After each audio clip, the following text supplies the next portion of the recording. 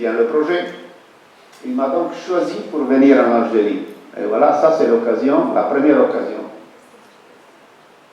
de connaître, que j'ai eu de connaître l'Algérie. J'ai passé plusieurs jours, quand il m'a proposé ça, dans la panique. Je devais quitter la maison, mes collègues, mes amis, passer un an ou plus dans un endroit que je ne savais même pas où il était exactement. En plus, la période, 98, n'était pas la meilleure pour un séjour à Alger. Mais heureusement, nous étions hébergés à l'intérieur du Club des Pins, et donc les problèmes de sécurité ne se posaient pas. De temps en temps, je prenais même la voiture et je me promenais à Alger. À l'époque, l'autoroute passait dans la campagne. Il n'y avait pas une continuité de bâtiments comme celle d'aujourd'hui. Sur le site du projet, j'observais des énormes engins en train d'excaver, niveler, déplacer des matériaux. Jamais vu d'ailleurs ces matériaux. Énormément de travailleurs chinois autour de moi, c'était impressionnant. Au fur et à mesure, j'y ai fait l'habitude. J'ai fait l'habitude aussi aux réunions, aux discussions parfois un peu tendues. Les PV, les courriers, les visites de chantier. Je détectais un défaut, j'ai informé l'entreprise de le corriger d'après les plans. Je passe une deuxième fois, les défauts étaient toujours là. Je passais la troisième fois, et les défauts étaient encore là. La quatrième fois, je me promenais avec une bonne massette. Heureusement, le maître d'ouvrage appréciait ma méthode et je n'ai jamais eu un problème avec l'entreprise.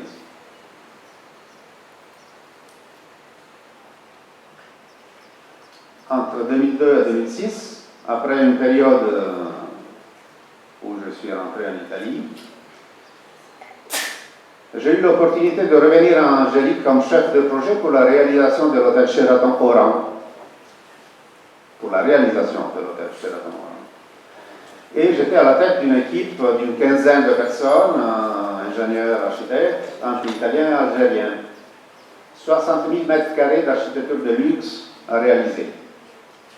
Cette expérience m'a beaucoup formé, même parce que je travaillais avec plusieurs équipes internationales. Je devais collaborer avec les autres équipes du projet. Italiens, bien sûr, français, anglais, belges, australiens, chinois.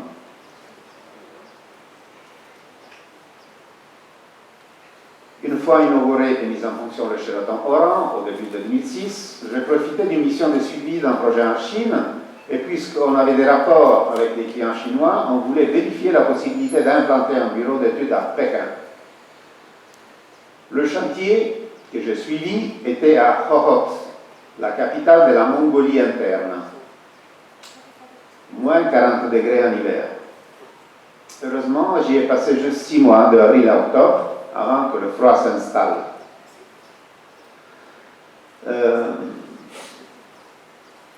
Après, on arrive peut-être au dernier rôle.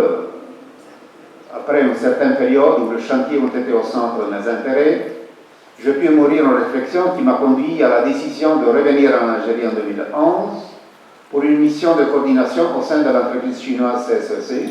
Il s'agissait d'essayer de faire améliorer la qualité architecturale des projets de 21 500 logements sociaux que l'entreprise avait en cours et de coordonner leur équipe d'ingénieurs. Après cette expérience, grâce à la passion, à la méticulosité, à l'organisation que j'essaie de me donner jour après jour, j'ai pu me plonger sur d'autres projets. Dans mon expérience, même quand j'ai participé à un projet dans un rôle secondaire, j'ai été tellement impliqué que je l'ai senti comme s'il était le mien. C'est peut-être l'esprit d'équipe, mais c'est ce que je ressens toujours. Je voudrais donc présenter maintenant 3 projets d'hôtels auxquels j'ai eu l'opportunité d'apporter ma contribution entre 2013 et 2017 à Alger. Chacun de ces projets a comporté un défi différent et a eu une suite différente.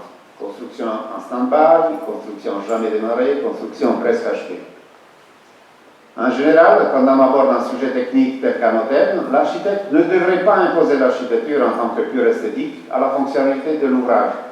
Les hôtels sont des mécanismes très sophistiqués dont la conception architecturale, celle technique et celle liée à l'exploitation, ne peuvent pas être déjointes. Les trois doivent former un seul corps, fonctionnant à la perfection comme les mécanismes d'une montre.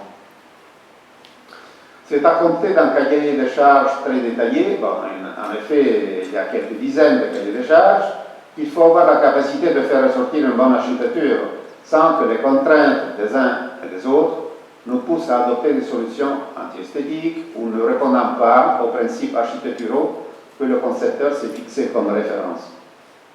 Voici donc les trois projets, chacun accompagné par une devise qu'Amon-Daly le décrit.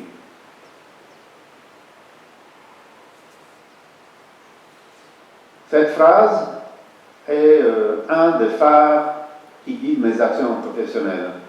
Trop souvent, au lieu de poursuivre avec fermeté les principes qu'on s'est donnés, à la première difficulté, nous trouvons immédiatement le moyen de déraper sur des routes qui nous rendent la vie plus facile, sauf à renoncer à nos objectifs réels. Il s'agit aussi d'une question d'éthique de notre comportement. Bien évidemment, les principes peuvent changer dans les temps, mais l'important, c'est la méthode et la persévérance avec laquelle on essaie de les respecter, même si des facteurs extérieurs nous pousseraient à dérailler.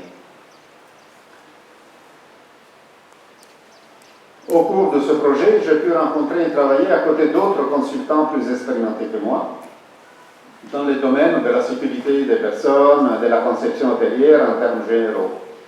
Je leur suis grandement redevable et j'aimerais bien qu'ils soient encore en activité, mais malheureusement, ils ne le sont plus. J'ai pu comprendre la complexité et l'importance du rôle du coordinateur de l'équipe de conception, technique, structurelle, etc. Et ceci m'a grandement formé. D'un point de vue architectural technique, sur le nouveau hôtel Babézois, on a appliqué l'isolation par l'extérieur et les principes généraux de l'efficacité énergétique. Le fait que le bâtiment soit un IGH a comporté plusieurs études spécifiques, que ce soit par rapport à la distribution architecturale, par rapport à l'ensemble de l'eau technique, ou bien par rapport à la sécurité incendie, notamment pour le désenfumage et pour l'ensemble des mesures de sécurité. Par exemple, il a fallu adopter un isolant en laine de roche spécifique et certifié, un enduit aussi spécifique, ainsi que d'autres subtilités, et ceci afin de respecter les normes sans renoncer à la netteté architecturale de la conception. Les dimensions et les gabarits des fenêtres répondent à des principes d'efficacité énergétique. Celle du côté sud, vous voyez la façade à droite, en haut à droite, sont plutôt basses et larges, en favorisant l'effet de protection de l'ensoleillement direct, le brise-soleil dont elles sont dotées. Lorsque celles du côté nord, en haut à gauche, sont plutôt hautes et minces, tout en gardant exactement la même surface de vitrage, mais sans nécessité de brise-soleil. La zone du pavillon d'entrée et celle du lobby et du restaurant buffet, bien que orientée côté sud, comportent des grandes baies vitrées. Et ceci a été possible grâce à l'énorme auvent grillagé en caillebotis qui protège du rayonnement direct de toute la zone, en offrant un ombrage souple, homogène et qui mène à la zone extérieure aménagée en espace vert. Les espaces verts ont été conçus en développant le thème de la prairie. La prairie, comme vous le savez, c'est une formation végétale qui est intimement liée aux activités d'élevage, qui, en exploitant régulièrement la biomasse produite, bloque la dynamique végétale vers la forêt. Les différentes espèces végétales ont été choisies parmi celles autochtones et de toutes les façons déjà présentes en Algérie, pour essayer de sensibiliser le public à la beauté des floraisons sauvages et à la sauvegarde de cet écosystème naturel qui est mis de plus en plus en danger par l'élevage extensif, dont il est l'espace privilégié en Algérie, avec le résultat d'une régression progressive et la réduction importante de leur superficie. Le bâtiment se trouve temporairement à l'arrêt, mais il sera repris bientôt pour le compléter et le rendre opérationnel. Ici, vous voyez des photos prises il y a quelques mois.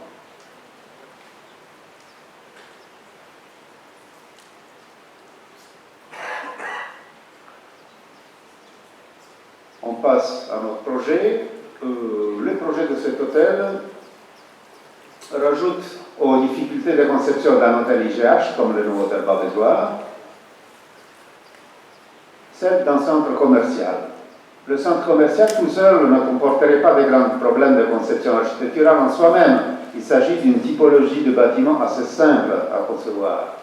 Cependant, le fait que le programme ait comporté aussi un centre commercial et l'architecte l'ait intégré et parfois imbriqué dans les volumes d'un hôtel IGH a demandé d'étudier des solutions particulières, surtout au regard de la sécurité incendie et des personnes, ainsi qu'architecturale. Ce bâtiment aussi a été conçu d'après les principes de l'efficacité énergétique. Pour le parti architectural, il a été décidé d'appliquer les principes de repérage des volumes architecturaux par fonction. L'accueil, en bas, le locaux publics, la zone technique, les zones techniques, l'hébergement et le centre commercial, en effet, sont des volumes distincts, mais qui constituent un tout homogène, ou bien équilibré. En particulier, pour le centre commercial, il a été proposé une grande transparence de la partie de circulation verticale et pour la passerelle d'accès qui semble perforer la grande façade. Le projet ne comporte pas d'espace vert puisque la parcelle a été entièrement exploitée par les bâtiments. Malheureusement, ce projet n'a pas abouti à la réalisation et il s'est arrêté à la phase permise de construire. Les détails architecturaux et techniques sont restés à un stade moins avancé que les autres projets.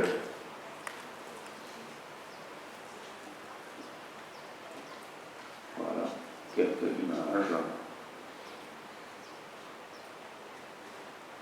Et on arrive enfin au projet de l'hôtel Mercure à Invegnan, qui sera bientôt inauguré.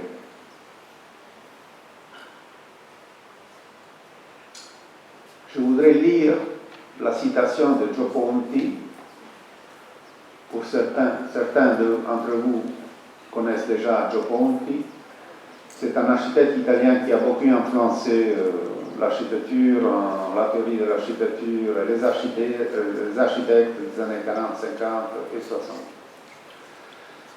Donc ce n'est pas le béton, ce n'est pas le bois, ce n'est pas la pierre, ce n'est pas l'acier, ce n'est pas le verre l'élément le plus résistant. Les matériaux les plus durables dans la construction, c'est l'art. Par rapport au projet précédent, le projet de l'hôtel d'Invegnan représente enfin un défi encore différent.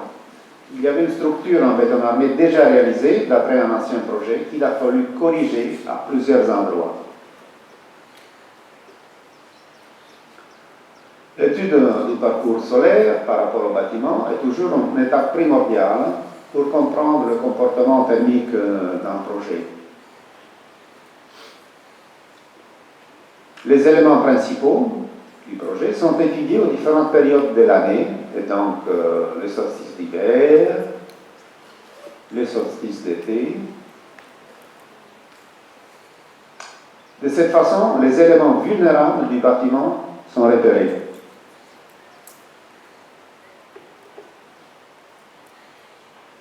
Et des dispositifs de protection sont conçus pour y faire face.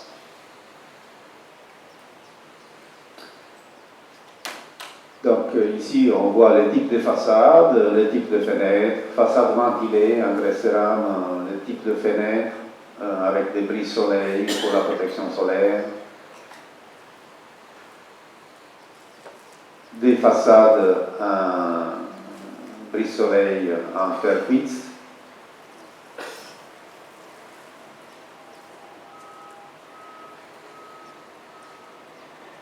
La projection s'est arrêtée.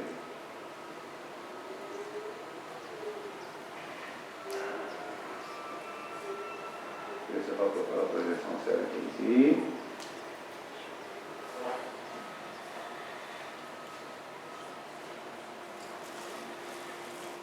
Donc je vais bloquer un instant la projection et on va revenir tout de suite. Excusez-moi.